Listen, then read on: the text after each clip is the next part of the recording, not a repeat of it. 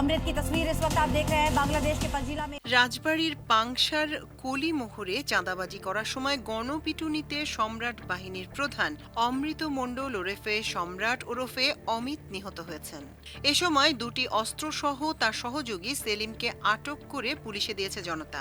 বিষয়টি নিশ্চিত করে পাংশা মডেল থানার ওসি শেখ মঈনুদ্দিন ইসলাম বলেন, সম্রাটের বিরুদ্ধে হত্যা, চাঁদাবাজি সহ একাধিক মামলা রয়েছে। স্থানীয় সূত্রে জানা গেছে, সম্রাট তার নিজ নামে একটি সন্ত্রাসী বাহিনী গড়ে তুলে এলাকায় আশপাশে সন্ত্রাস, চাঁদাবাজি করে আসছিল।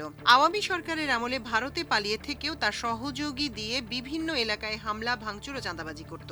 দীর্ঘদিন ভারতে পালিয়ে থাকার পর সম্প্রতি এলাকায় ফিরে আসে সম্রাট এবং কয়েকদিন আগে হোসেনডাঙ্গা পুরনো বাজার এলাকায় শহীদ শেখের বাড়িতে গিয়ে 2 লাখ টাকা চাঁদা দাবি করে। চাঁদা দিতে অস্বীকৃতি জানালে বুধবার রাতে সম্রাট তার সহযোগীদের নিয়ে আবারও ওই বাড়িতে যায়। শহীদ শেখকে বাড়িতে না পেয়ে তার ছেলে সজল শেখ ও নয়ন শেখকে মারধর করে সম্রাট।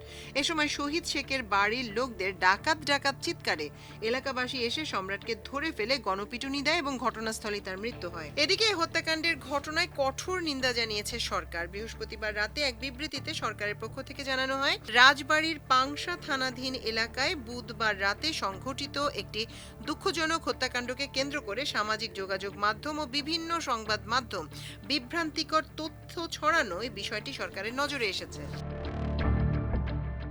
পুলিশের তথ্য, প্রাথমিক তদন্ত থেকে প্রতীয়মান হচ্ছে যে ঘটনাটি মোটেই সাম্প্রদায়িক হামলা নয়। এটি চাঁদাবাজি ও সন্ত্রাসী কর্মকাণ্ড থেকে উদ্ভূত সহিংস পরিস্থিতি থেকে সৃষ্ট ঘটনা। নিহত ব্যক্তি শীর্ষ সন্ত্রাসী অমৃত মণ্ডল ওরফে সম্রাট চাঁদা দাবির উদ্দেশ্যে এলাকায় উপস্থিত হন এবং বিক্ষুব্ধ স্থানীয় জনতার সঙ্গে সংঘর্ষের এক পর্যায়ে প্রাণ হারান। তিনি ইতোপূর্বে 2023 সালে রুজুকৃত হত্যা এবং চাঁদাবাজি মামলা সহ একাধিক গুরুতর মামলার আসামি ছিলেন। এসব মামলায় তার বিরুদ্ধে গ্রেপ্তারি পরোয়ানাও রয়েছে। সরকার সুস্পষ্টভাবে জানাতে চায়, যে কোনো ধরনের আইন বহির্ভূত কর্মকাণ্ড, গণপিটুনি বা সহিংসতা সরকার কোনোভাবেই সমর্থন করে না। এই ঘটনায় যারা প্রত্যক্ষ বা পরোক্ষভাবে জড়িত তাদের প্রত্যেকের বিরুদ্ধে আইনানুগ ব্যবস্থা গ্রহণ করা হবে। এ বিষয়ে আইন শৃঙ্খলা বাহিনী তদন্ত কার্যক্রম চালিয়ে যাচ্ছে। একই সঙ্গে সরকার গভীর উদ্বেগের সঙ্গে লক্ষ্য করছে যে একটি মহল নিহত ব্যক্তির ধর্মীয় পরিচয়কে সামনে এনে ঘটনাটিকে সাম্প্রদায়িক হামলা হিসেবে উপস্থাপনের অপচেষ্টা চালাচ্ছে, যা সম্পূর্ণ ভিত্তিহীন ও অসৎ উদ্দেশ্যে প্রণোদিত। এ ধরনের অপপ্রচার সামাজিক সম্প্রীতি বিনষ্ট করতে পারে এবং আইন শৃঙ্খলা পরিস্থিতির অবনতি ঘটাতে পারে। সরকার সংশ্লিষ্ট সকলকে দায়িত্বশীল আচরণ করার আহ্বান জানাচ্ছে এবং বিভ্রান্তিকর, উস্কানিমূলক ও সাম্প্রদায়িক বক্তব্য প্রচার থেকে বিরত থাকার জন্য অনুরোধ জানাচ্ছে।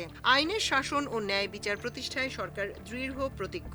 বাংলাদেশ একটি সাম্প্রদায়িক সম্প্রীতির দেশ। এ দেশের শান্তি ও স্থিতিশীলতা নষ্ট করার যে কোনো অপচেষ্টা সরকার কঠোর হস্তে দমন করবে। মাল্টিমিডিয়া ডেস্ক, আমার দেশ।